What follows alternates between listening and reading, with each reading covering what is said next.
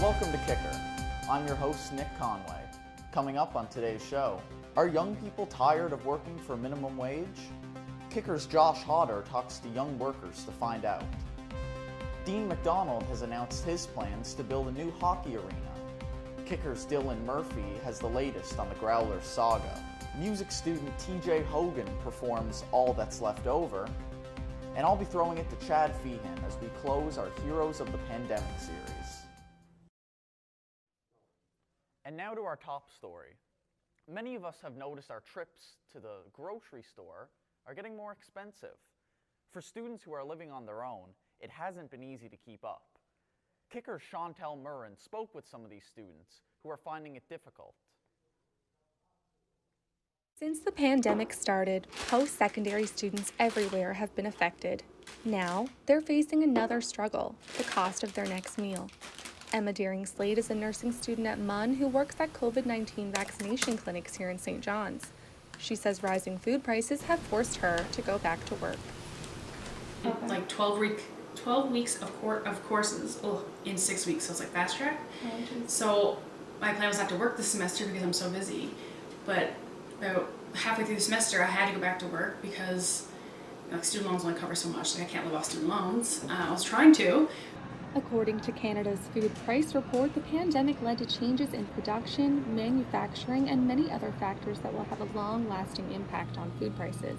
Many Canadians are changing their grocery spending habits, including during I actually refused to buy meat. Oh, okay. Because it's so expensive. Yeah. So actually my parents, when they asked like, oh, we're gonna come to St. John's next week, like what do you want? I'm like, can you get me chicken and meat and like roasts or anything? Because like I don't want to, like, it's so expensive, like to get like a pack of chicken breasts, like 6 is like $20. She isn't the only student that's noticed the increase. Eduardo Arujo, who studies naval architecture at Marine Institute, remembers his visit to the supermarket before the pandemic. Before COVID, like when I did like a quick grocery run, it would cost me around like $40, $50, and now it's like more like $65, $70. So. Araju's not able to legally work in Canada right now, so his support comes from his family back home in Brazil. But not all international students are so fortunate. I do not understand 100% what it feels like. I also understand that a lot of my peers, they just each single penny that they got, they're saving for a special occasion, and just goes to groceries and I cannot spend on anything else. And that gives you puts you a whole lot different level of mental toll. With inflation rates in Canada at an all-time high and every grocery bill getting scarier, students who are already struggling fear for the future. I'm Chantel Murrin for Kicker News. The province has seen a lot of overturn in minimum wage employees. Some business owners are putting the blame on the younger generation, calling them lazy workers. Some young folks feel that they can't get by on their minimum wage, so they're putting their energy elsewhere. Kicker's Josh Hodder has the story. Help wanted signs are in windows of businesses across the province. Minimum wage workers are leaving their jobs, and some business owners blame young people, calling them lazy and unmotivated. Young workers say that it's not as simple as that. With issues such as the rise in gas prices, the younger generation, like Ty Elford, feel that minimum wage pay is far too little to pay their expenses. By the time you actually have everything you need, you really don't have much money left. And I was paying for taxis and everything. You gotta get back and forth. That's one thing. You gotta have food, and then just everything else is hard. Newfoundland's current minimum wage is $12.50 an hour, putting us at the 4th lowest wage in all of Canada. Due to this, teens like Elford are living off EI checks instead of working. I want to save up so I can eventually go to school, get a better job, something I'm actually happy with, instead of working minimum wage. It's not good. Garrett Payne left his position in a pizza place to pursue his dream job, graphic design work.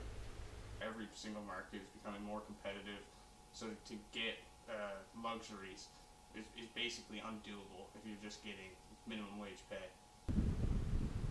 While most write off the younger generation as lazy, they are often driven with ambition. People need their money. They don't have time to go build a skill or venture off into a different career, and they're stuck somewhere where there's not a lot of room for growth. So my advice for anyone in that situation would to be start like today. Start like the best time is yesterday. With Kicker News, I'm Josh Hodder.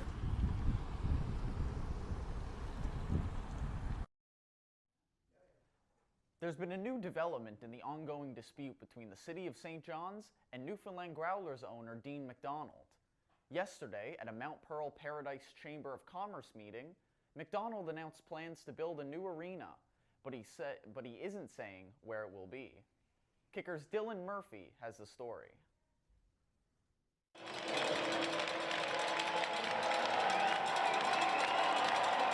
After a successful stint at their temporary home in Deception Bay's South Arena, the Newfoundland Growlers' short-term future is still murky.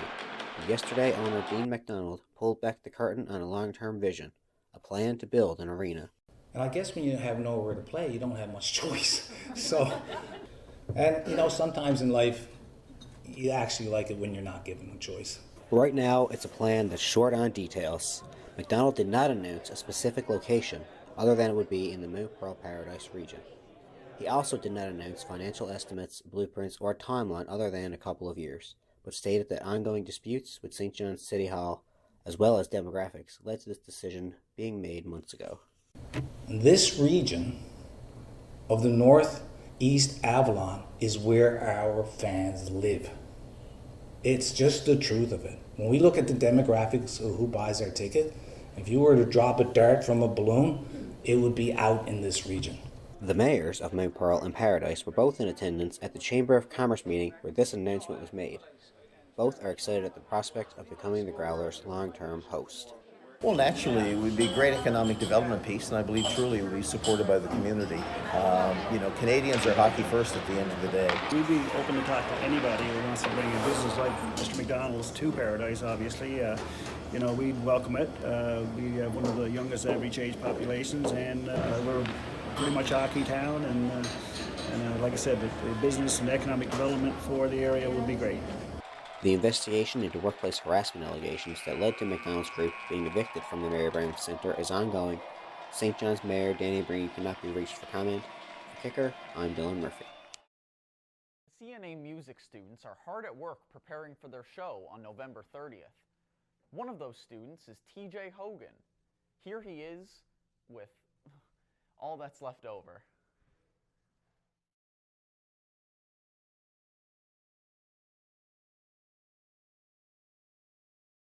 Hi everyone, my name is TJ Hogan.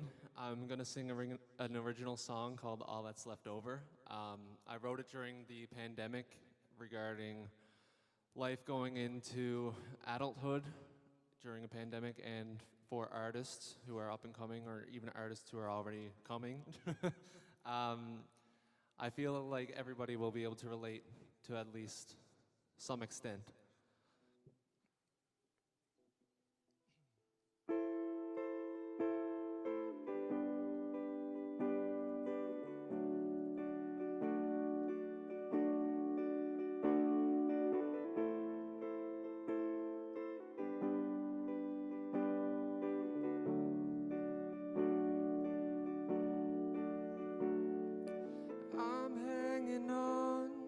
Something I might never hold.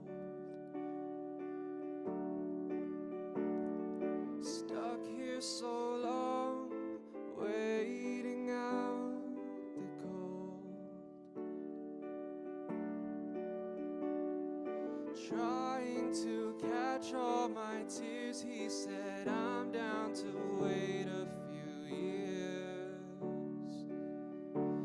And I'm reaching for something to grab, something I'll never have.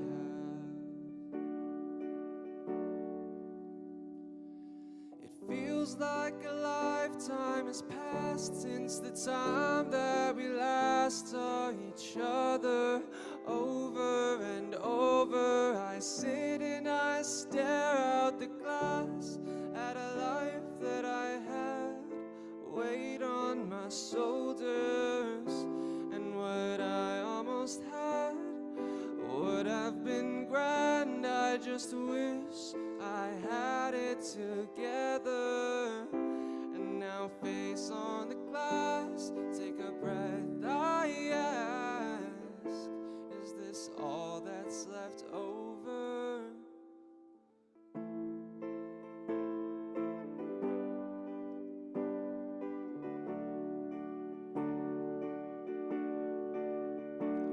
Then I turn around and stare at the floor for a while,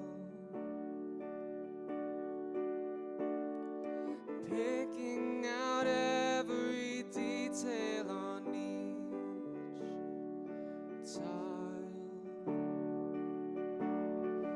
waiting for something to happen, like something could change so soon. Hopeless, I make my way slow back to my room. It feels like a lifetime has passed since the time that we last saw each other. Over and over, I sit and I stare out the glass at a life that I had, weight on my shoulders, and what I almost had, well, that would have been grand. I just wish I had it together. And now face on the glass, take a breath, I ask, is this all that's left over? In the best years of my life, I thought that I would feel more alive. Maybe I cast a shadow, but I only got so close to the light. And now the lights come on again. Not sure that I'm ready. I was one step away from the top. Now I'm back at the bottom. It feels like a lifetime has passed since the time that I last did something that mattered. Thank you.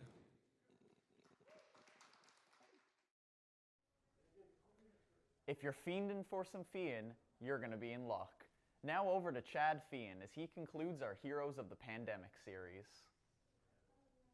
As we continue our special on Heroes of the Pandemic, James Grudich talks to an employee of a small pet supply store who feels good about staying open during the tough times to feed our furry and scaly friends. Here is James with the story.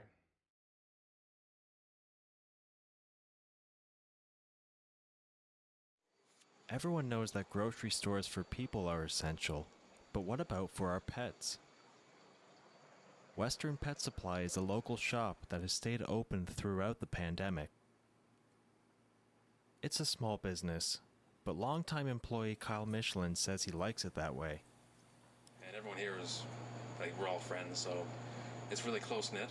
We're honestly like a little family for the most part. So I appreciate it a lot. It's a lot of personality here.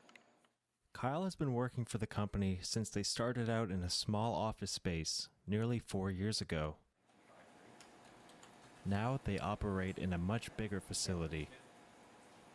Kyle says it's obvious why the store never shuts down.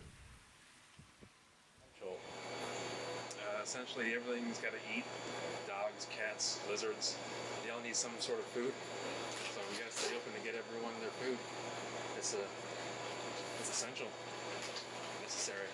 Even with their big box competitors in town, Kyle says it's worth going to a smaller, more specialized shop like theirs.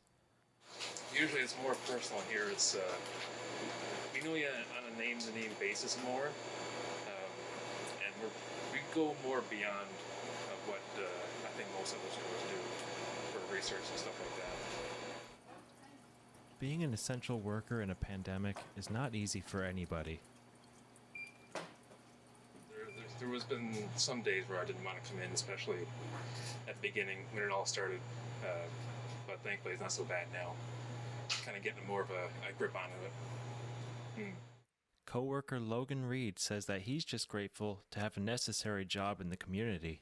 It's nice. It's relieving, you know, given that, like, not everyone can be fortunate enough to be working during all these times, right? So it's nice, and it's great that you get to work with the animals and, like, actually support people who, like, do require, like, to feed their animals and, like, actually take care of them properly, right? So it's nice.